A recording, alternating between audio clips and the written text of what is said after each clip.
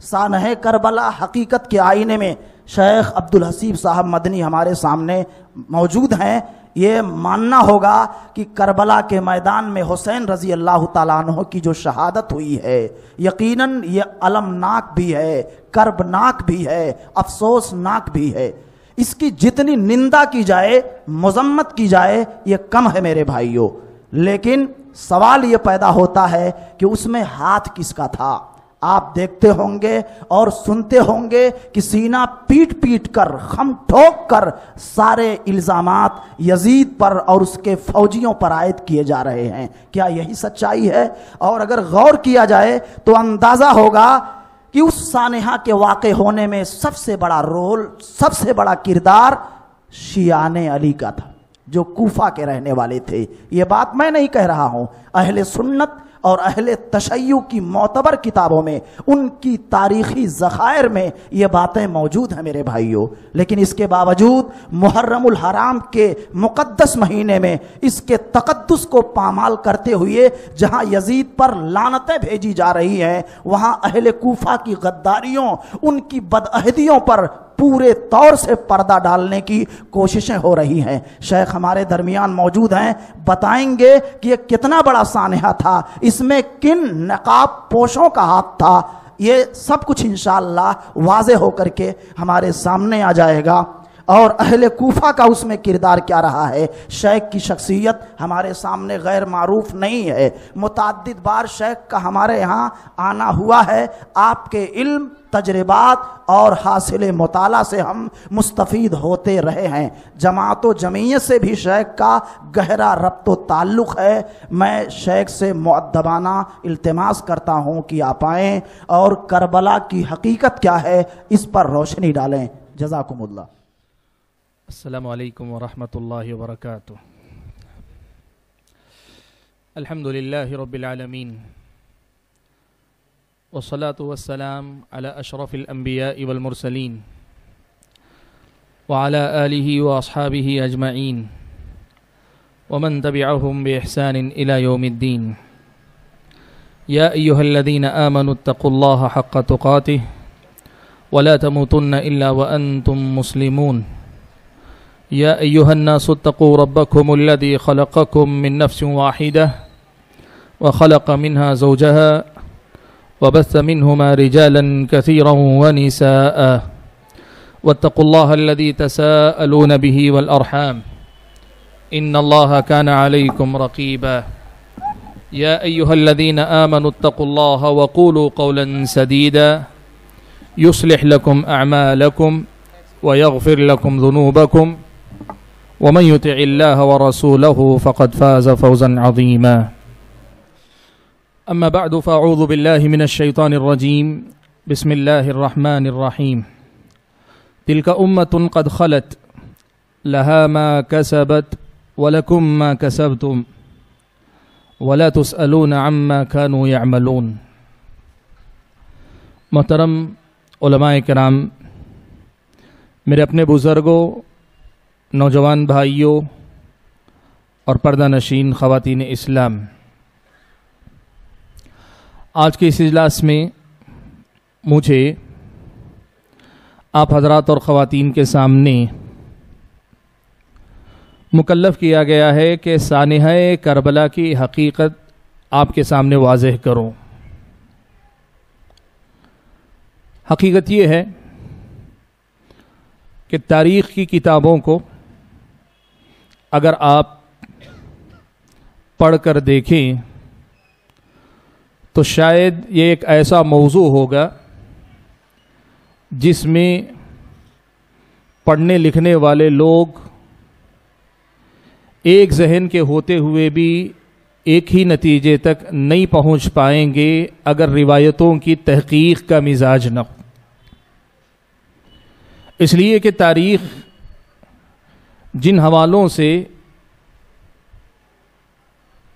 یا جن واقعات کے تذکرے میں رتب و یابس جھوٹ اور سچ سے بھری ہوئی ہے، ان واقعات میں میرا اپنا اندازہ یہ ہے اسلامی تاریخ میں سب سے بڑا یہ واقعہ ہے جس میں ردب و یابس کا، سچ بھی ہے، جھوٹ بھی ہے، صحیح بھی ہے، غلط بھی ہے، جس قدر زیادہ اس واقعے سے متعلق روایتوں میں باتیں داخل کی گئیں، گھڑی گئی ہیں، اضافہ کیا گیا ہے، شاید ہی تاریخ اسلام کے کسی اور واقعے میں اتنا زیادہ کیا گیا۔ ایسا کیوں ہوا؟ کیوں اس واقعے کو اتنی اہمیت دی گئی اور کیوں اس کے پیچھے اتنی زیادہ محنت کی گئی؟ یہ بڑی گہری بات ہے، اسے ہم اور آپ کو سمجھنا چاہیے۔ میرے پاس اتنا وقت نہیں ہے، آج ہی کی بات نہیں کر رہا ہوں، وقت اگر آپ بڑھا بھی دیں تو مسئلہ یہ اپنی جگہ باقی رہے گا کہ تمام روایتوں کا تذکرہ کر کے کہاں کس میں کیا غلطی ہے اس کو بیان کیا جائے، اور نہ ہی میرے بس کی بات ہے کہ ایک مجلس میں آپ کو اپنے سامنے بیٹھے سب چیزیں سناتا چلا جاؤں۔ میں آپ کے سامنے اصل میں آج کی مجلس میں کوشش کروں گا کہ واقعہ کربلا یا سانحہ کربلا یا حضرت حسین ابن علی رضی اللہ تعالی عنہم اجمعین کی شہادت کا جو واقعہ پیش آیا، اس واقعے کی بنیادی باتیں سب سے پہلے آپ کے سامنے رکھوں، اور پھر اس کے بعد اس واقعے کی حقیقت کو واضح کرنے والے یا اس کی حقیقت کو بیان کرنے والے کچھ نکات پر آپ کے سامنے ذرا سا تفصیل سے روشنی ڈالوں، ذرا سا تفصیل کے ساتھ گفتگو کروں۔ بھائیو، اس واقعے کی حقیقت کیا ہے؟ آپ کو پتہ ہے علی ابن ابی طالب رضی اللہ تعالی عنہ خلیفہ منتخب کیے گئے حضرت عثمان کی شہادت کے بعد۔ معاویہ رضی اللہ تعالی عنہ حضرت عثمان کی خلافت سے، بلکہ ان سے پہلے حضرت عمر کی خلافت کے اختتامی ایام سے لے کر ملک شام کے گورنر کی حیثیت سے حکومت کرتے رہے۔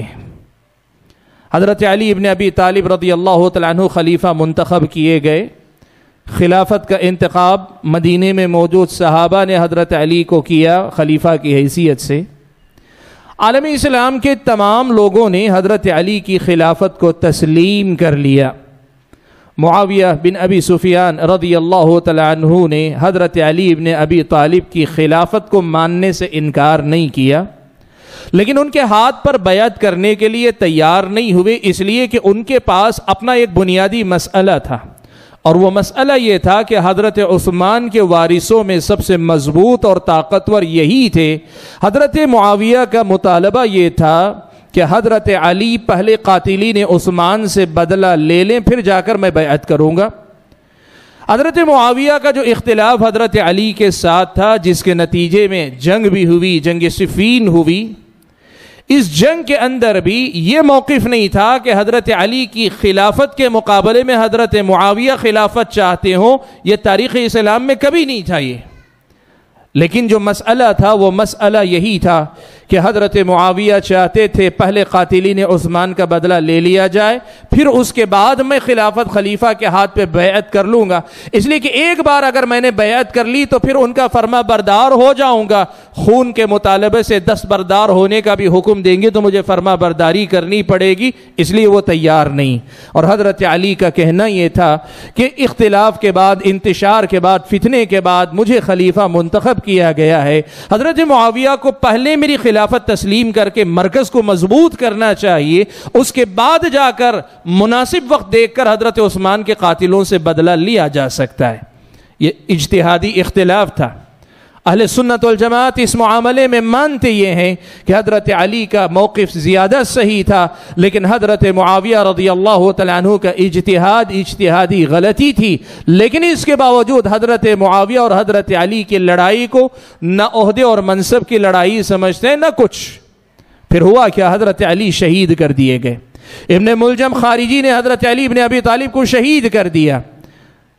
ملت اسلامیہ نے خلافت کے لیے حضرت علی کے بعد آپ کے فرزند حضرت حسن ابن علی کا انتخاب کیا۔ معاویہ بن ابی سفیان رضی اللہ تعالیٰ عنہ اب بھی اپنے مطالبے پہ برقرار تھے، ابھی بھی اپنے مطالبے پہ برقرار تھے۔ جو مطالبہ حضرت علی سے تھا وہی حضرت حسن ابن علی سے۔ پھر مسئلہ یہ ہوا کہ آپس میں مل جل کر تقریباً ایک روایت کے مطابق 6 ماہ بعد، دوسری روایت کے مطابق 8 ماہ کے بعد حضرت حسن ابن علی رضی اللہ تعالیٰ عنہ نے برضا و رغبت یہ مان لیا کہ چلیے ہم آپ ہی کے حوالے خلافت کر دیتے ہیں، امارت کر دیتے ہیں، آپ ہی کو ہم مسلمانوں کا خلیفہ مان لیتے ہیں، اس طرح مسلمانوں میں صلح ہو جائے۔ یہ حضرت حسن ابن علی رضی اللہ تعالیٰ عنہ نے اقدام کیا۔ معاویہ بن ابی سفیان رضی اللہ تعالیٰ عنہ خلیفہ بن گئے 41 ہجری میں۔ سن 41 ہجری سے لے کر سن 60 ہجری تک لگ بھگ 20 سال تک حضرت معاویہ خلیفہ بن کر حکومت کرتے رہے۔ آپ یاد رکھیں معاویہ بن ابی سفیان رضی اللہ تعالیٰ عنہ نے ملک شام کے گورنر کی حیثیت سے 20 سال گزارے، اور پھر اس کے بعد مسلمانوں کے خلیفہ کی حیثیت اسی ملک شام کے اندر مزید 20 سال گزارے۔ پورے 40 سال حضرت معاویہ کے گزرے۔ اس واقعے کا تذکرہ کرنا اس لیے ضروری تھا کہ جو واقعہ حضرت حسین رضی اللہ تعالیٰ عنہ اور یزید ابن معاویہ کے درمیان پیش آیا، اس کے پیچھے اس بنیاد کو سمجھنا ازحد ضروری ہے۔ ہوا یہ کہ حضرت معاویہ رضی اللہ تعالیٰ عنہ کی وفات کا وقت قریب آیا، تو معاہدہ تھا کہ حضرت معاویہ کے بعد حضرت حسن کو خلیفہ بنا دیا جائے گا۔ تاریخ کی ایک روایت سے پتہ چلتا ہے، اس روایت کے مطابق حضرت معاویہ رضی اللہ تعالیٰ عنہ نے پہل تبری کی ایک روایت کے مطابق پہل حضرت معاویہ نے اپنے جانشین کے طور پر یزید ابن معاویہ کو نامزد نہیں کیا تھا۔ پہل حضرت معاویہ رضی اللہ تعالیٰ عنہ نے 6 لوگوں کی ایک کمیٹی بنا دی تھی، جیسے حضرت عمر نے کیا تھا، ویسے حضرت معاویہ نے بھی پہل 6 لوگوں کی کمیٹی بنائی تھی۔ لیکن ہوا یہ کہ حضرت معاویہ کی حین حیات ان کی زندگی ہی میں حضرت حسن ابن علی رضی اللہ تعالیٰ عنہ وفات پا گئے۔ حضرت معاویہ رضی اللہ تعالیٰ عنہ کی زندگی کے آخری ایام کے آتے آتے حالات بدل گئے۔ اس وقت حضرت معاویہ رضی اللہ تعالیٰ عنہ نے ایک مسئلہ دیکھا، اور وہ مسئلہ یہ تھا کہ یزید ابن ابی سفیان کے مقابلے میں فضیلت رکھنے والے تو بہت سارے، اس لیے کہ صحابہ ہیں، اور صحابہ میں حضرت عبداللہ ابن زبیر ہیں، حضرت عبداللہ ابن عمر ہیں جو خود حضرت معاویہ سے بھی زیادہ افضل ہیں، حضرت عبداللہ ابن عمر ہیں، حضرت عبداللہ ابن عمرو ابن عاص ہیں، عبداللہ ابن عباس ہیں، صحابہ کی ایک اچھی تعداد، انہی میں سے حضرت حسین ابن علی بھی ہیں۔ یہ سارے صحابہ جو فضیلت میں بہت آگے ہیں، لیکن معاویہ رضی اللہ تعالیٰ عنہ نے ایک بات یہ دیکھی کہ خلافت کا تجربہ، حکومت کا تجربہ، سسٹم چلانے کا تجربہ ان صحابہ کے مقابلے میں یزید ابن ابی سفیان کے اندر زیادہ ہے۔ مشورہ کیا، مشورہ دینے والوں نے یزید ابن ابی سفیان کے نام پہ موافقت دی۔ حضرت معاویہ رضی اللہ تعالیٰ عنہ نے اپنے بعد اپنے بیٹے یزید ابن معاویہ کو نامزد کر دیا۔ یہاں ایک بات میں آپ کو بتانا چاہتا ہوں، مورخین میں سے ابن خلدون، مورخین میں سے حافظ ابن کثیر، اور ان کے علاوہ کئی ایک مورخین نے یہ بات لکھی ہے کہ اتنے لوگوں میں یزید ابن معاویہ کے انتخاب کی بنیاد کیا تھی؟ کہا مسئلہ یہ تھا کہ ملک شام کے لوگ پچھلے 20 سال سے اسلامی خلافت کے مرکز کو سنبھالے ہوئے، یعنی یوں سمجھیے کہ خلافت کا مرکز ملک شام دمشق کا علاقہ بنا ہوا ہے۔ اب اگر اچانک مرکز خلافت کسی اور کی طرف منتقل ہو تو انتشار ہونے کا بھی ایک اندیشہ ہے۔ مستحکم حکومت دینے کے جذبے سے حضرت معاویہ رضی اللہ تعالیٰ عنہ نے اپنے بیٹے یزید ابن معاویہ کو نامزد کیا۔ تاریخ کی 1 سے زائد روایت اس کی تائید کرتی ہے، لیکن یہ سچائی ہے کہ حضرت معاویہ رضی اللہ تعالیٰ عنہ کے اس اجتہاد کے مقابلے میں بعض صحابہ کو یہ بات اس حیثیت سے پسند نہیں آئی کہ خلافت اسلامیہ میں باپ کے بعد بیٹے والا یہ رواج کہیں کوئی غلط رخ اختیار نہ کر جائے۔ اس حیثیت سے پسند نہیں آیا بعض صحابہ کو کہ باپ کے بعد بیٹا اب تک تو نہیں ہوا، ابو بکر کے بعد ان کے بیٹے نہیں ہوئے، عمر کے بعد ان کے بیٹے نہیں ہوئے، حالانکہ عبداللہ ابن عمر اس کے اہل تھے۔ حضرت عبداللہ ابن عمر کو حضرت عمر نے کیا کیا؟ 6 لوگوں میں شامل نہیں کیا، البتہ 7واں آدمی بنا کر شامل کیا کہ اگر یہ 6 برابر بڑھ جائیں فیصلہ کرنے کے لیے عبداللہ ابن عمر کو بیچ ملا، لیکن اپنے بعد اپنے بیٹے کو نامزد نہیں کیا۔ حضرت عثمان کے بعد نہیں ہوا، حضرت علی رضی اللہ تعالیٰ عنہ نے نامزد نہیں کیا اپنے بعد، گرچہ حضرت علی کے بعد امت نے حضرت حسن کا انتخاب کیا تھا۔ مجموعی طور پر اس ناحیے سے بعض صحابہ جو موجود تھے انہیں اس بات پر اعتراض تھا کہ باپ کے بعد بیٹے والا معاملہ کیوں ہے، لیکن یہ اعتراض اس حد تک کبھی نہیں تھا، یاد رکھنا اس جملے کو، اس حد تک کبھی نہیں تھا کہ انہوں نے یہ کہا ہو کہ یزید کی خلافت ناجائز ہے، حرام ہے، غیر شرعی ہے، اسلام کا خاتمہ ہے، اسلام کا جنازہ نکالنے والی بات ہے۔ یہ بات صحابہ میں سے کسی کا موقف نہیں تھی، یہ بات آپ کو یاد رکھنی چاہیے۔ بھائیو، کسی موقف سے اختلاف کے درجات ہوتے ہیں، کبھی رائے کا اختلاف ہوتا ہے میں زیادہ بہتر سمجھتا ہوں، ذرا کم بہتر سمجھتا ہوں، کبھی رائے کا اختلاف ہوتا ہے میں صحیح اور غلط مانتا ہوں، اور کبھی میں اسے کفر و اسلام کا مسئلہ سمجھتا ہوں۔ تاریخی روایتوں سے جن صحابہ کا اختلاف ملتا ہے یا جن صحابہ نے یہ سمجھا کہ یزید ابن معاویہ کے مقابلے میں مجھے بننا چاہیے یا کسی اور کو بننا چاہیے، ان کا موقف یہ نہیں تھا کہ یہ اسلام اور کفر کا معاملہ ہو۔ بہرحال ہوا یہ کہ حضرت معاویہ بن ابی سفیان رضی اللہ تعالیٰ عنہ کے بعد، ان کے انتقال کے بعد وصیت کے مطابق یزید ابن معاویہ کو خلیفہ منتخب کر لیا گیا۔ عالم اسلام میں جتنے صوبے تھے، تمام صوبے کے لوگوں نے یزید ابن معاویہ کی خلافت کو تسلیم کر لیا، اور صاف طور پہ میں آپ کے سامنے بتانا چاہوں گا کہ حالانکہ بعض علاقوں میں لوگوں کو ایک قسم کا تردد تھا، لیکن خلافت کو تسلیم کیا گیا، طوعاً یا کرہن اقرار کر لیا گیا کہ یزید ابن معاویہ مسلمانوں کے خلیفہ یا مسلمانوں کے امیر کے حیثیت سے منتخب کیے جاتے ہیں، اس بات پر اتفاق کر لیا گیا۔ لیکن اس بات سے اختلاف کرنے والے جو لوگ تھے، ان میں ایک نام حضرت عبداللہ ابن زبیر رضی اللہ تعالیٰ عنہما کا، دوسرا نام حضرت عبداللہ ابن عمر رضی اللہ تعالیٰ عنہما کا، اور تیسرا نام حضرت حسین ابن علی رضی اللہ تعالیٰ عنہما کا ہے۔ ہوا یہ کہ گفت و شنید کے بعد، بات چیت کے بعد، حضرت عبداللہ ابن عمر رضی اللہ تعالیٰ عنہما کو بھی تیار کر لیا گیا کہ وہ بھی موافقت کر لیں گے، اگر ملت اسلامیہ مان لیتی ہے، خلیفہ مان لیتی ہے، تو وہ بھی خلیفہ مان لیں گے۔ حضرت عبداللہ ابن عمر اپنے موقف پر نظر ثانی کرنے کے لیے تیار ہو گئے، لیکن حضرت حسین اور حضرت حسین کے ساتھ حضرت عبداللہ ابن زبیر رضی اللہ تعالیٰ عنہما، ان دو شخصیتوں کا معاملہ یہ تھا کہ ان دونوں نے بیعت کرنے کے لیے آمادگی ظاہر نہیں کی۔ یزید ابن معاویہ جو خلیفہ بن گئے تھے، ان کو پتا تھا کہ حضرت حسین ابن علی رضی اللہ تعالیٰ عنہ کی طرف سے اس بات کا اختلاف کا اندیشہ ہے، تو مدینہ کے گورنر کو کہلا بھیجا کہ حسین ابن علی رضی اللہ تعالیٰ عنہ سے بیعت لی جائے۔ حضرت حسین کو بلایا گیا۔ حسین ابن علی رضی اللہ تعالیٰ عنہ نے گورنر کے بلانے پہ کہا کہ دیکھو، یہ رات کا وقت ہے، مجھ جیسا آدمی جس کی سماج میں ایک حیثیت ہے، رات میں ڈھکے چھپے انداز میں بیعت کر لے، یہ میرے لیے بھی مناسب نہیں اور تمہارے لیے بھی زیادہ مفید نہیں۔ دن کے اجالے میں کھلی مجلس میں بیعت کر لوں گا تو یہ مناسب رہے گا، رات کے وقت میں بیعت کرنا مناسب نہیں۔ گورنر نے سمجھا کہ شاید حضرت حسین صبح میں بیعت کر لیں گے، چھوڑ دیا، لیکن حضرت حسین ابن علی رضی اللہ تعالیٰ عنہ تیار نہیں تھے۔ حضرت حسین ابن علی رضی اللہ تعالیٰ عنہ راتوں رات مدینہ چھوڑ کر مکہ نکل گئے، مکہ چلے گئے۔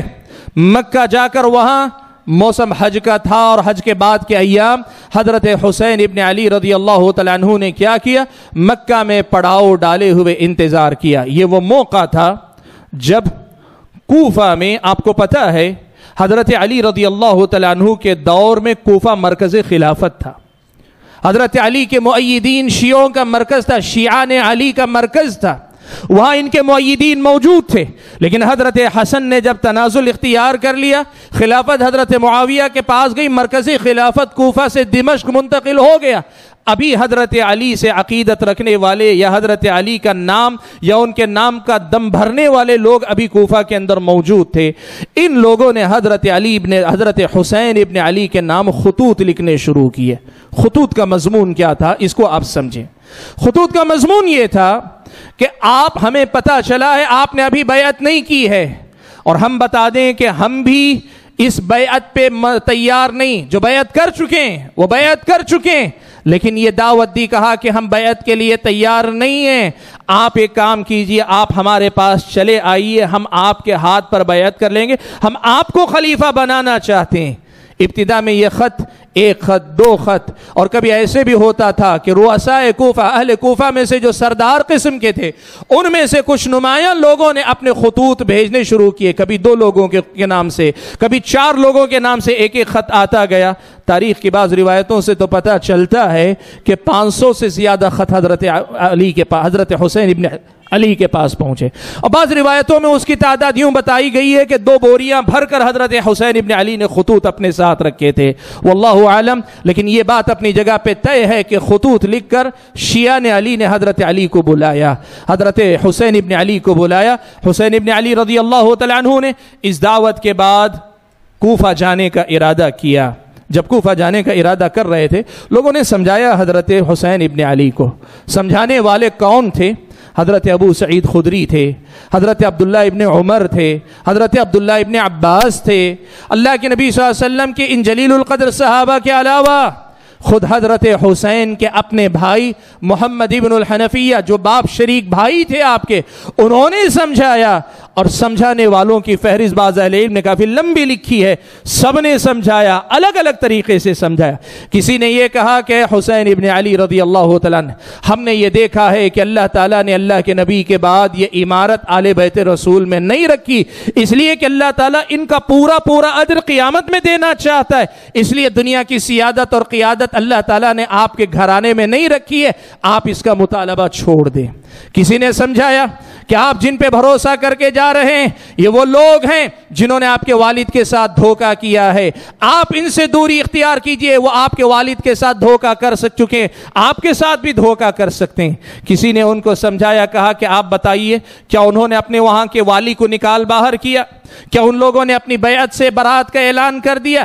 اگر وہ ان سب سے آزاد ہو گئے، آپ اگر جاتے ہیں تو بات سمجھ میں آتی ہے، لیکن اگر وہ یہ سب نہیں کیے ہیں تو آپ کا جانا سمجھ سے باہر ہے۔ مورخین نے لکھا ہے محمد ابن الحنفیہ نے تو اتنی تڑپ سے سمجھایا کہ حضرت حسین ابن علی نے خود کہا کہ مجھے یقین ہے کہ تم میری ہمدردی میں یہ بات کہہ رہے ہو، لیکن میں نے یہ فیصلہ کیا ہے کہ مجھے وہاں جانا چاہیے، میں جانا چاہتا ہوں۔ یہاں تک کہ حضرت عبداللہ ابن عمر رضی اللہ تعالیٰ عنہما، حضرت عبداللہ ابن عباس رضی اللہ تعالیٰ عنہما، ان کی نصیحتوں کے الفاظ اگر آپ پڑھ کر دیکھیں گے، ان کو اس بات کا اندیشہ محسوس ہو رہا تھا کہ شاید حضرت حسین وہاں جائیں گے، کوئی حادثہ پیش آ سکتا ہے۔ مورخین نے یہ تک الفاظ لکھے ہیں کہ رخصت کرتے ہوئے گلے لگا کر یہ کہا کہ میں آپ کو ایک مقتول کی حیثیت سے رخصت کر رہا ہوں، یعنی مجھے یہ اندیشہ ہے کہ آپ کے ساتھ کچھ برا ہو سکتا ہے۔ حسین ابن علی رضی اللہ تعالیٰ عنہ نے کیا کیا؟ حالات کا جائزہ لینے کے لیے اپنے چچا زاد بھائی مسلم بن عقیل کو پہلے بھیجا کہ آپ وہاں جائیے۔ اس وقت کوفہ کے گورنر صحابی رسول نعمان ابن بشیر رضی اللہ تعالیٰ عنہ تھے، صحابی رسول تھے، نرم مزاج تھے۔ اس کا فائدہ کوفہ کے جو شرپسند لوگ تھے، جو شیعہ علی میں سے تھے، وہ لوگ اس کا فائدہ اٹھا رہے تھے۔ بظاہر گورنر کی بیعت بھی ہے لیکن پیچھے سے سازشیں بھی چل رہی ہیں۔ مسلم ابن عقیل وہاں پہنچے، خفیہ طور پہ شہر میں داخل ہوئے اور معلوم کیا، اندازہ لگایا، دیکھا کہ کتنے لوگ واقعی معنوں میں حضرت حسین ابن علی کی خلافت کو چاہتے ہیں، کتنے لوگ خلیفہ بنانا چاہتے ہیں۔ مسلم ابن عقیل کا پہلا جو تاثر تھا کہ تقریباً اہل کوفہ یہ چاہتے ہیں تقریباً کہ حضرت حسین یہاں آ جائیں۔ یہ باتیں ہو ہی رہی تھیں۔ نعمان ابن بشیر رضی اللہ تعالیٰ عنہ کو خبر ملی کہ یہ اندر ہی اندر کچھ پک رہا ہے۔ نعمان ابن بشیر رضی اللہ تعالیٰ عنہ نے اہل کوفہ کو اکٹھا کیا، ان کو سمجھایا، کہا کہ دیکھو تم خلیفہ کے لیے بیعت کر چکے ہو، اب اس کے بعد اس قسم کے کسی فتنے کے لیے دروازہ کھولنے کی گنجائش نہیں ہونی چاہیے۔ اللہ سے ڈرو اور جو خلیفہ کے لیے بیعت کی ہے اس کے تقاضوں کو پورا کرو۔ نصیحت کی، چھوڑ دی، لیکن دمشق کی حکومت کے، بنو امیہ کی حکومت کے جو خیر خواہ کوفہ میں رہتے تھے شیعہ علی کے علاوہ، انہوں نے صاف طور پہ ایک بات محسوس کی کہ اہل کوفہ میں سے جو شیعہ علی ہیں وہ ان نصیحتوں سے کنٹرول میں آنے والے نہیں۔ انہوں نے خط لکھ بھیجا، کہا کہ کوفہ کو اگر وقت رہتے ہوئے نہیں سنبھالا گیا تو یہ قوی امکان ہے کہ یہ ہاتھ سے نکل جائے۔ تو کیا ہوا؟ یزید ابن معاویہ نے بصرہ کے گورنر عبید اللہ بن زیاد کو حکم دیا کہ جاؤ کوفہ کی گورنری بھی تم سنبھال لو اور خیال رکھو کہ حسین ابن علی کو کوفہ میں داخل نہیں ہونا چاہیے، اس لیے کہ ایک مرتبہ اگر وہ کوفہ میں داخل ہو گئے، شہر میں داخل ہو گئے، پھر سارا شہر ان کی طرف اگر ہو گیا تو پھر وہی بات ہوگی کہ مسلمانوں کی دو بڑی فوجیں آپس میں ٹکرائیں گی، بڑا فتنہ ہوگا۔ اس لیے حضرت حسین اگر وہاں پہنچ گئے تو پھر کوفہ کے لوگ ان کے ساتھ ہو جائیں گے، اس لیے ان کو کوفہ پہنچنے سے پہلے روکا جائے۔ عبید اللہ بن زیاد پہنچتا ہے کوفہ پہنچنے کے بعد وہ اپنی سیاسی عیاری مکاری میں جو معروف تھا، اس کے نتیجے میں اس نے حالات کا جائزہ لیا۔ زیادہ دیر نہیں گزری کہ ہانی جن کے گھر پہ مسلم ابن عقیل چھپے ہوئے تھے، تو ہانی کو اور ان کے ساتھ مسلم بن عقیل کو دونوں کو گرفتار کر دیا اور دونوں کو قتل کروا دیا۔ عبید اللہ بن زیاد نے دونوں کو قتل کروا دیا۔ اس سے پہلے حضرت مسلم ابن عقیل حضرت حسین کو یہ سگنل، یہ منظوری بھیج چکے تھے کہ اہل کوفہ آپ کے استقبال کے لیے تیار ہیں، آپ چلے آئیے، اور اس دعوت پر حضرت حسین ابن علی نکل چکے تھے۔ اس طرف خط پہنچائیے، نکل گئے، اور ادھر خط بھیجنے کے بعد ان کو قتل کر دیا گیا، اور عبید اللہ ابن زیاد نے کوفہ پہ پوری طریقے سے اپنی گرفت مضبوط کر لی۔ اب وہاں کسی کی دال نہیں گل رہی، کسی کی کوئی چال نہیں چلنے دی جا رہی ہے۔ ایسے ہی حالات تھے۔ حضرت حسین ابن علی رضی اللہ تعالیٰ عنہ قریب آتے گئے، حالات کا پتہ لگایا تو بیچ راستے میں پتہ چلا کہ مسلم بن عقیل شہید کر دیے گئے، قتل کر دیا گیا حضرت مسلم ابن عقیل کو۔ ایسے حالات میں حضرت حسین ابن علی نے ایک جگہ پڑاؤ ڈالا، اپنے ساتھ موجود لوگوں سے مشورہ کیا، طرح طرح کے مشورے دیے۔ کچھ لوگوں نے کہا کہ نہیں ہم جائیں گے، لڑیں گے، کچھ لوگوں نے کہا کہ نہیں ہم واپس پلٹ جائیں گے۔ حضرت حسین ابن علی رضی اللہ تعالیٰ عنہ نے کیا رائے اختیار کی؟ کہا کہ جب مسلم بن عقیل کو قتل کر دیا گیا اور خاندان کے لوگوں کی ایک بڑی تعداد چاہتی ہے کہ ہم جائیں، چلو تم جہاں چلے میں بھی وہیں چلتا ہوں۔ حضرت حسین پھر آگے بڑھے۔ یہ ایک موقع تھا جہاں سے حضرت حسین پلٹنے کا ارادہ کر رہے تھے، مشورہ کر رہے تھے، لیکن مشورے کی روشنی میں پھر سے ایک مرتبہ یہی رائے منتخب کی کہ کوفہ کی طرف جانا چاہیے۔ اب عبید اللہ ابن زیاد کو یزید ابن معاویہ کی طرف سے یہ حکم تھا کہ حضرت حسین کو کوفہ میں داخل ہونے سے روکا جائے، تو حضرت حسین کو روکنے کے لیے سب سے پہلے حر بن یزید کی قیادت میں 1000 کا دستہ، اور پھر اس کے بعد عمر ابن سعد اور شمر بن دل جوشن، ان دو لوگوں کی نگرانی میں عبید اللہ بن زیاد نے ایک لشکر بھیجا جو حضرت حسین ابن علی کو کوفہ سے باہر روک سکے۔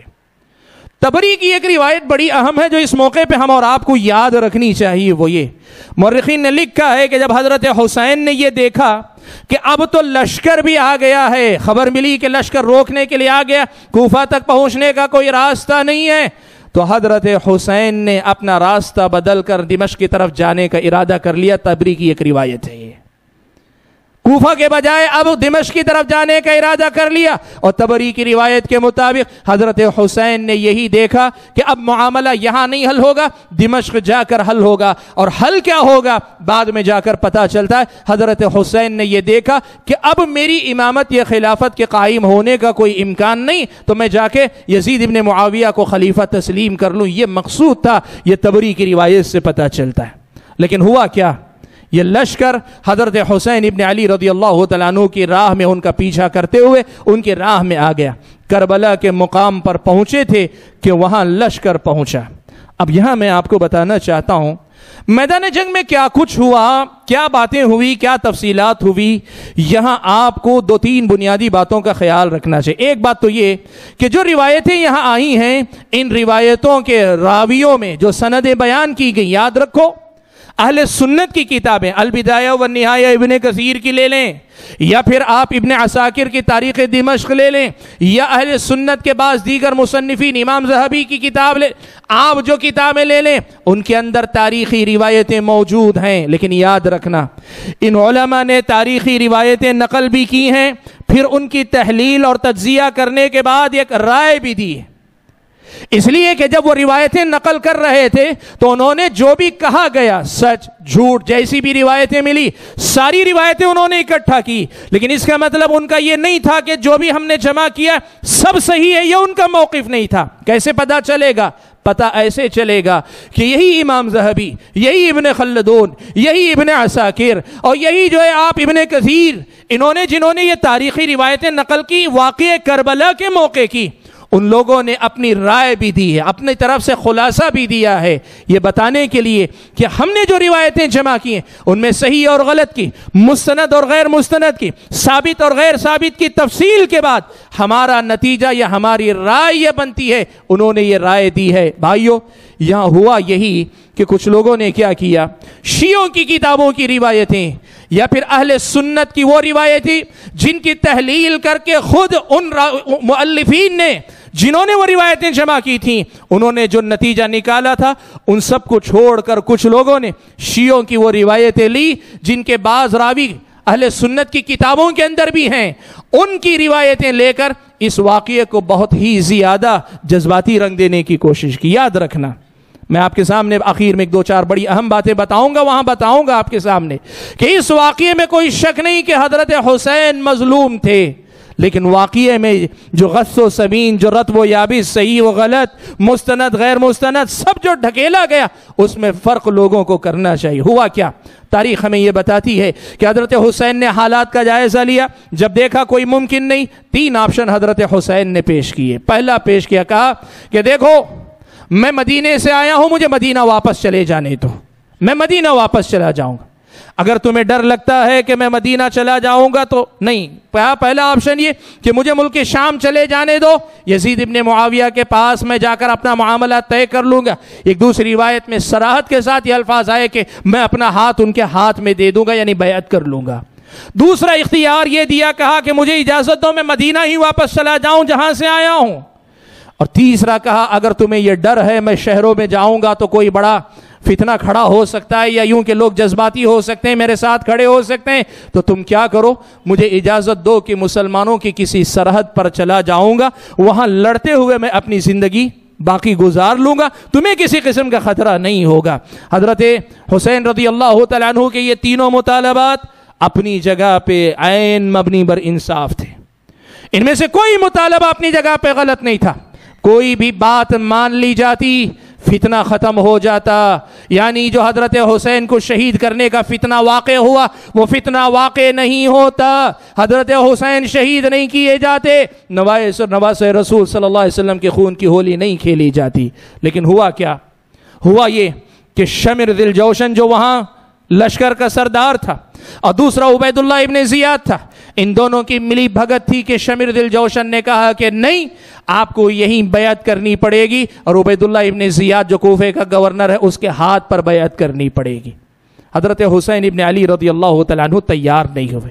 یہاں میں ایک واقعہ بتاؤں، حر ابن یزید یہ کوفہ کے سرداروں میں سے بڑے اہم سردار تھے، بڑا ہی زبردست قسم کا آدمی تھا، ابتدائی طور پر عبید اللہ ابن زیاد کے کارندوں میں سے تھا، لیکن جب یہ تینوں پیشکش حضرت حسین نے کی اور لشکر والوں نے قبول نہیں کی، شمر ذی الجوشن نے قبول نہیں کی، تو حر بن یزید نے کہا کہ اللہ کے بندو، حسین ابن علی جو مطالبہ رکھ رہے ہیں، اگر کسی کافر سے بھی تمہاری جنگ جاری ہوتی، وہ بھی اگر ایسا کوئی مطالبہ رکھتا تو اسے قبول کرنا عین انصاف تھا، حسین ابن علی کے مطالبے کو تم نہیں مان رہے ہو۔ حر بن یزید نے کیا کیا؟ جب ان کے مطالبے کو حضرت حسین کو ٹھکرا دیا گیا تو حر ابن یزید نے شامی لشکر کو چھوڑ کر حضرت حسین کے ساتھ شمولیت اختیار کر لی۔ واقعات کی آپ نزاکتوں کو سمجھیں۔ ہوا کیا؟ پھر ہوا یہ کہ بات جب حضرت حسین کے سامنے یہ رکھی گئی کہ آپ کو یہیں بیعت کرنی ہے، عبید اللہ ابن زیاد کے نام پر ہی بیعت کرنی ہے، تب پھر نوبت یہاں تک آئی کہ جنگ چھڑی، اور جنگ کے اندر نواسے رسول حضرت حسین ابن علی رضی اللہ تعالیٰ عنہ شہید کر دیے گئے۔ انا للہ و انا الیہ راجعون۔ تاریخ اسلام کے انتہائی تاریخ جو ایام گنے جا سکتے ہیں، بڑے حادثے اور سانحے جو گنے جا سکتے ہیں، ان میں سر فہرست اگر کچھ واقعات آتے ہیں تو ان میں سے سانحہ کربلا بھی ایک بڑا اہم واقعہ ہے۔ یہ کوئی معمولی بات نہیں تھی۔ نواسے رسول صلی اللہ علیہ وسلم کے خون سے امت محمدیہ کے طرف نسبت رکھنے والے، امت محمدیہ سے میں اپنے آپ کو تصور کرنے والے لوگوں نے ان کے اپنے ہاتھوں سے، ان کے خون سے اپنے ہاتھوں کو رنگا۔ یہ تاریخ اسلام کے بدترین حادثوں میں سے ایک حادثہ تھا۔ بھائیو، یہاں میں آپ کے سامنے یہ بات بتانا چاہتا ہوں کہ یہ سانحہ ہوا اور ہونے کے بعد حضرت حسین بھی شہید کر دیے گئے، اور آپ کے ساتھ موجود 72 سے زیادہ لوگ تھے، تقریباً سبھی مرد جو تھے شہید کر دیے گئے، سوائے جو مریض تھے یا کمزور ایسے کہ جو جنگ نہیں لڑ سکتے تھے وہ باقی رہ گئے، باقی سب شہید کر دیے گئے۔ میں یہاں جو کچھ تفصیلات ہوئی ان کی تفصیلات میں گئے بغیر دو ٹوک ایک بات آپ کے سامنے کہنا چاہتا ہوں۔ اہل سنت والجماعت کا اس مسئلے میں اتفاق ہے، اہل سنت والجماعت کا اتفاق ہے کہ حضرت حسین رضی اللہ تعالیٰ عنہ کی شہادت مظلومیت کی تھی، اور حضرت حسین کی شہادت سے شرکت تو کرنا دور کی بات، ان میں حصہ لینا تو دور کی بات، آج کے دور میں بھی اگر کوئی اپنی رضامندی یا خوشی کا اظہار کرتا ہے تو اس آدمی کو اپنے دین و ایمان کی خیر منانی چاہیے۔ یہ اہل سنت والجماعت کا موقف ہے۔ لیکن بھائیو، یہ واقعہ پیش آیا، اس واقعے کے پیش آنے کے بعد پھر اس کے بعد آل بیت رسول کو عبید اللہ ابن زیاد کے پاس لے جایا گیا، حضرت حسین رضی اللہ تعالیٰ عنہ کے سر کو تن سے جدا کیا گیا، وہ سر عبید اللہ ابن زیاد کے پاس پہنچایا گیا، وہاں اس نے اس سر کے ساتھ بے حرمتی کی۔ حضرت انس ابن مالک رضی اللہ تعالیٰ عنہ نے انس رضی اللہ تعالیٰ عنہ نے ڈانٹ دیا عبید اللہ ابن زیاد کو، لیکن وہ تھا ہی شرپسند شریر قسم کا آدمی۔ واقعات کی بڑی تفصیل ہے، میرے پاس اتنا وقت نہیں کہ میں زیادہ باتیں آپ کے سامنے رکھوں، 5-7 منٹ کے اندر 5-6 بنیادی باتیں آپ کے سامنے بڑی تیزی سے ذکر کر دوں۔ پہلی بات بھائیو، یہ واقعہ پیش آیا تاریخ کا ایک سانحہ ہے۔ سب سے پہلی بات آپ کو میں یہ بتا دوں، یہ بات ہمیں معلوم ہونی چاہیے کہ یہ واقعات، یہ اس جیسے تاریخ کے سانحے، ان کا سال بسال تذکرہ کرنا، ان کو لوگوں کے اندر عام کرنا، غم کی ایک محفل سجانا، لوگوں کے اندر ایک جذباتی کیفیت پیدا کرنا، جذباتی اعتبار سے برانگیختہ کرنا، اور پھر اس کے بعد مخالفین پہ لعنت، ملامت وغیرہ کرنا، یہ اہل سنت والجماعت کا طریقہ نہیں ہے۔ یاد رکھو، میں نے گفتگو کے آغاز میں قرآن مجید کی آیت کریمہ پڑھی، اللہ نے فرمایا تلک امۃ قد خلت لها ما كسبت ولكم ما كسبتم ولا تسألون عما كانوا يعملون۔ یہ آیت اس واقعے سے متعلق نہیں، لیکن اس آیت کے اندر دی گئی تعلیمات اس واقعے میں ہماری رہنمائی کرتی۔ وہ ایک ایسی امت ہے، ایک قوم ہے جو گزر چکی، جس نے جو کمایا اسے وہاں ملے گا، اور آج آپ جو کمائیں گے وہ آپ کو ملے گا۔ ان کے اعمال کے متعلق آپ سے اللہ تعالیٰ حساب و کتاب نہیں لیں گے۔ پہلی بات یاد رکھو، حسین ابن علی یا واقعہ کربلا کا یہ جو سانحہ پیش آیا ہے، اس سانحے کے بارے میں جاننا اور یہ فیصلہ کرنا کون کتنا صحیح تھا، کون کتنا غلط تھا، یہ ایک عام مسلمان پہ فرض نہیں ہے، ایک عام مسلمان کی یہ ذمہ داری نہیں ہے۔ یہ ایک بات یاد رکھنا، حضرت حسین رضی اللہ تعالیٰ عنہ سے محبت اور عقیدت دین و ایمان کا حصہ ہے، لیکن سال بسال اس واقعے کو دہرانا، اس واقعے کو لوگوں میں عام کرنا اور لوگوں کے سامنے اس انداز سے گفتگو کرنا جیسے وہ اس کے پابند ہیں کہ پہلے یہ جانے پھر اس کے بعد گواہی دیں، فلاں ظالم تھا، فلاں مظلوم تھے، فلاں نے اتنا حصہ ادا کیا، اتنا حصہ ادا کیا۔ اہل سنت والجماعت کے پاس اس واقعے کی ایسی کوئی حیثیت نہیں۔ بنیادی طور پر یہ واقعہ شیعوں کے پاس اہمیت رکھتا ہے، شیعہ نے علی اس کو سب سے زیادہ اٹھاتے ہیں، اس لیے اس واقعے کو اٹھاتے ہوئے یاد رکھیں، جو لوگ اس واقعے کو اچھالتے ہیں انہیں سمجھنا چاہیے اہل سنت والجماعت کا یہ طریقہ نہیں ہے۔ اس لیے حضرت عثمان کی شہادت بھی مظلومیت کی ہوئی، اہل سنت ان کے واقعے کو بھی نہیں اچھالتے ہیں۔ حضرت حمزہ کو میدان جنگ میں شہید کیا گیا، ان کے واقعے کو بھی نہیں اچھالتے ہیں۔ حضرت علی کو نماز فجر کے لیے نکلتے ہوئے شہید کیا گیا، اہل سنت اس واقعے کو بھی نہیں اچھالتے ہیں۔ حضرت حسین کو میدان کربلا میں کی شہید کیا گیا، اہل سنت سال بسال اس واقعے کو بھی نہیں اٹھاتے ہیں۔ سارے واقعات تاریخ کے باب کے طور پہ تو پڑھائے جاتے ہیں، لیکن سالانہ کوئی مناسبت کی حیثیت سے اسے اچھالنا دراصل شیعوں کی فرقی تائید کرنا۔ یہ پہلی بات۔ دوسری بات یاد رکھو میرے بھائیوں، اس واقعے پہ جب کبھی بات کی جاتی ہے، بدقسمتی سے ایک بہت بڑی غلط فہمی لوگ یہ پال لیتے ہیں کہ کوئی حضرت حسین کا مؤید ہے، کوئی یزید ابن معاویہ کا مؤید ہے۔ غلط ہے اگر کوئی ایسا سمجھتا ہے۔ یاد رکھو، اہل سنت کے پاس بالاتفاق یہ بات طے ہے کہ یزید ابن معاویہ کا حضرت حسین سے کوئی مقابلہ نہیں، بالاتفاق اس بات پر کہ یزید ابن معاویہ کا حضرت حسین سے کوئی موازنہ نہیں۔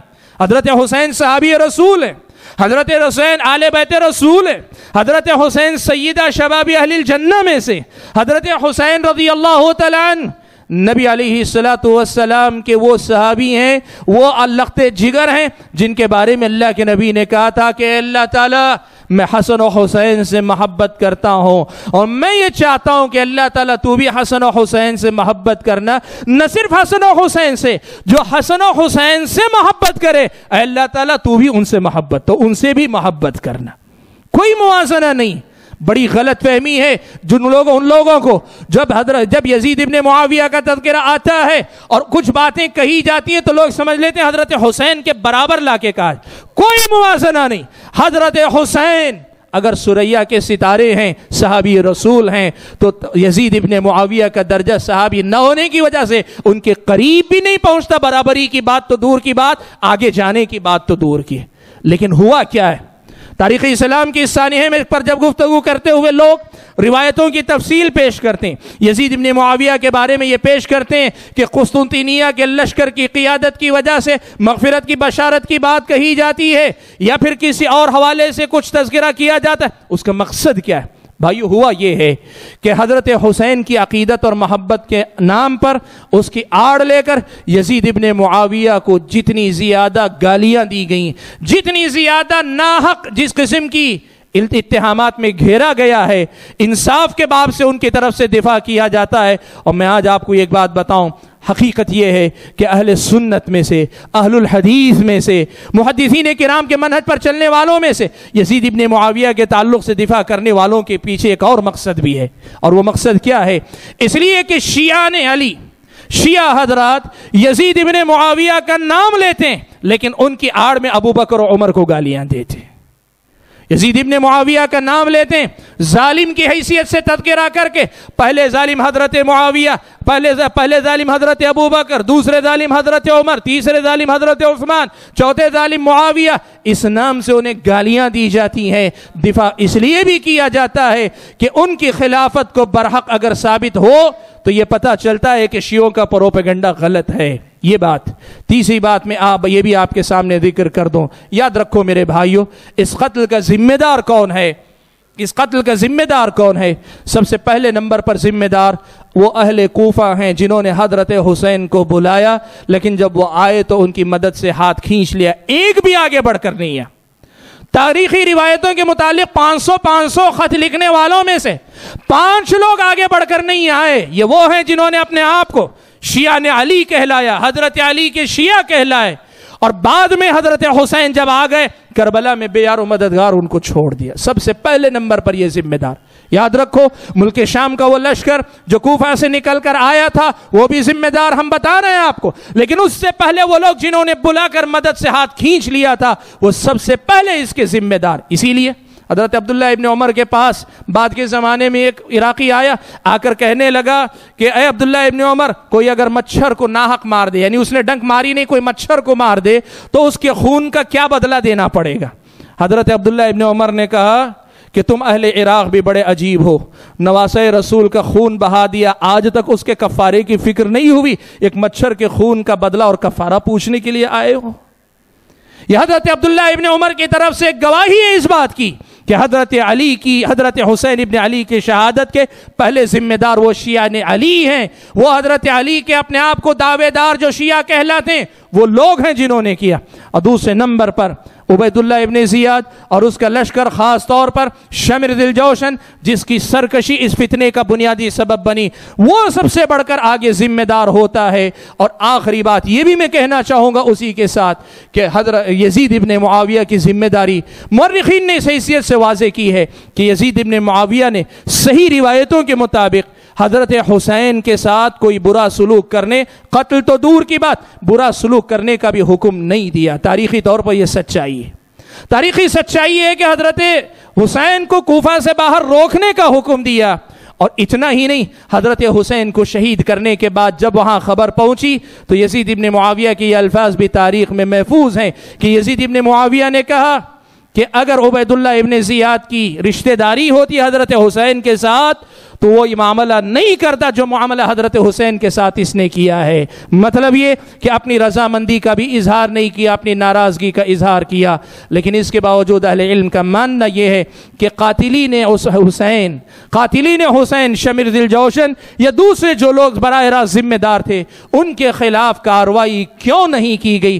اس معاملے میں بعض محققین نے یزید ابن معاویہ کو بحیثیت حکمران ذمہ دار قرار دیا ہے کہ کیوں انہوں نے ان کے خلاف کارروائی نہیں کی۔ اب یہ پھر اس کے بعد تفصیل طلب موضوع ہے، بعض لوگوں نے پھر دفاع کیا ہے کہ فتنہ پھر اور پھیل سکتا تھا، مخالفین کی ہمت افزائی ہو سکتی تھی، اس لیے بدلہ نہیں لیا گیا۔ میں اس تفصیل میں جانا نہیں چاہتا، لیکن مورخین نے اس ترتیب وار ذمہ داری لوگوں کے سر ڈالی ہے۔ اور آخری بات جو ذکر کرنا چاہتا ہوں، جس پر میں اپنی بات ختم کر رہا ہوں، وہ یہ ہے کہ دیکھو میرے بھائیو، اس معاملے کو لے کر کہ حضرت حسین نکلے کیوں تھے، یہ واقعہ کیوں پیش آیا، اصل میں اس واقعے کو لے کر 3 موقف ہیں۔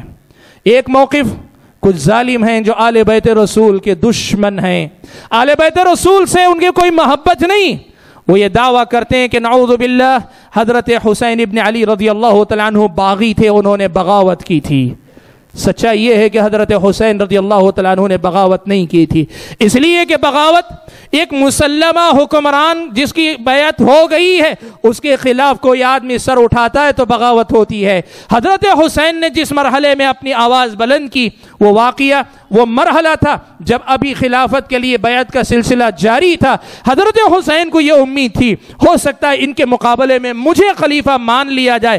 حضرت حسین نے اس موقع پہ اقدام کیا تھا، اس لیے یہ بغاوت نہیں تھی۔ اور انجام کے وقت تو جب حضرت حسین نے واپس پلٹنے کا ارادہ کر لیا تھا، اس کے بعد ان کو شہید کیا جانا یہ خالص مظلومیت کی شہادت تھی۔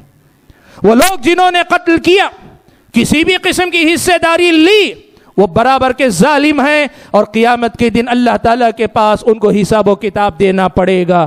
اتنے جلیل القدر صحابی کا خون رائے گا نہیں جائے گا، اللہ تعالیٰ ان کے ذرے ذرے کا حساب لے گا، ان کو جواب دینا پڑے گا۔ حضرت حسین نعوذ باللہ باغی نہیں تھے، ایک بات، لیکن دوسری طرف شیعوں کا یہ عقیدہ ہے کہ حضرت حسین رضی اللہ تعالیٰ عنہ اس لیے نکلے تھے کہ دین بدل دیا گیا تھا، دین بدل دیا گیا تھا، تو بدلے ہوئے دین کو پھر سے دین واپس قائم کرنے کے لیے حضرت حسین نکلے تھے۔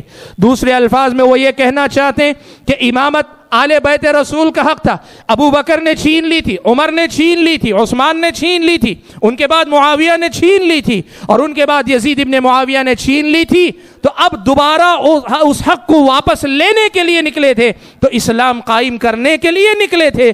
لہٰذا یہ جنگ حق و باطل کی ایسی لڑائی تھی جس میں کفر و اسلام جیسی یا جنگ بدر جیسی اس کی حیثیت تھی۔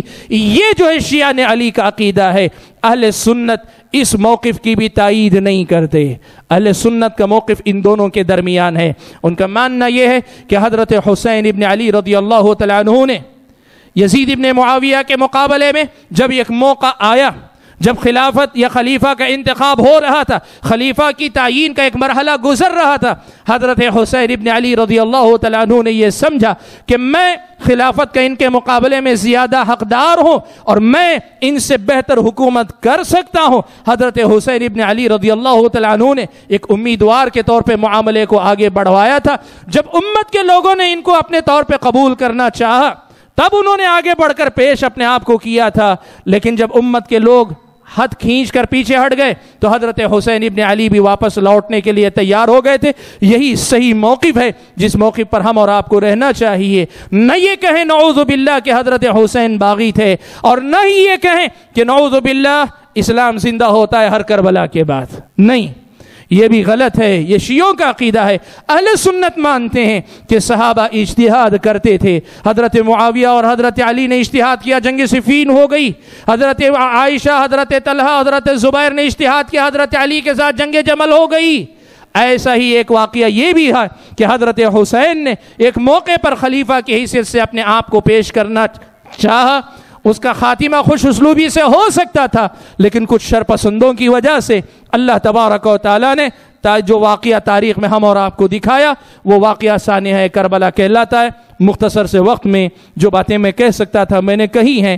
میں پھر سے یہ بات دہرانا چاہوں گا کہ آج اس موضوع پر گفتگو کرنے کے لیے ہم اس لیے مجبور ہیں کہ لوگوں نے تاریخی کتابوں کے اندر دفن ان روایتوں کو اٹھا اٹھا کر پھیلانا شروع کیا، شیعوں کی باتوں کو، شیعوں کی روایتوں کو لوگوں کے اندر عام کرنا شروع کیا ہے، جس کی وجہ سے لوگوں میں شکوک و شبہات عام ہو رہے ہیں۔ اسی کے نتیجے میں ہم نے اس پر بات کرنا پسند کیا، ورنہ موقف آج بھی یہی ہے کہ تلک امت قد خلت، ایک واقعہ، ایک سانحہ گزر گیا ہے، اب عام مسلمان اس کا مکلف نہیں ہے کہ وہ اس واقعے کو جانے، پڑھے، پرکھے، روایتوں کی تحقیق کرے اور پھر اس کے بعد لعنت کا سلسلہ شروع کرے کہ فلاں پہ لعنت ہو، فلاں پہ لعنت ہو، وہ قاتل ہے، وہ ظالم ہے۔ اہل سنت والجماعت نے یہ ایک مسلمان کے واجبات، ایک مسلمان کی دینی ذمہ داریوں میں شامل نہیں رکھا ہے۔ اس لیے ہماری بھی آپ سے گزارش ہے کہ آپ اپنی بنیادی جو احکام اور فرائض ہیں ان کی طرف توجہ دیں۔ شیعوں کے پروپیگنڈے یا شیعوں کی فکر سے متاثر افراد کے پروپیگنڈے میں ہرگز نہ آئے، یہ پیغام دیتے ہوئے میں اپنی بات کو ختم کرتا ہوں۔ اللہ سے دعا کرتا ہوں کہ اللہ تعالیٰ مجھ کو اور آپ سبھی حضرات اور خواتین کو حسین ابن علی اور آل بیت رسول اور صحابہ کرام رضوان اللہ تعالی مجمعین، ان سبھی سے محبت کرنے والا مسلمان بنائے، ان سب کے حق میں رضی اللہ عنہ کہنے والے اور ان سب سے اپنی عقیدت اور محبت کا اظہار کرنے والا بنائے۔ اللہ تعالیٰ جب تک دنیا میں رکھے ایمان اور اسلام پر قائم رکھے، اور جب اپنے پاس بلائے تو ایمان کی حالت میں بلائے۔ آمین۔ وآخر دعوانا الحمدللہ رب العالمین۔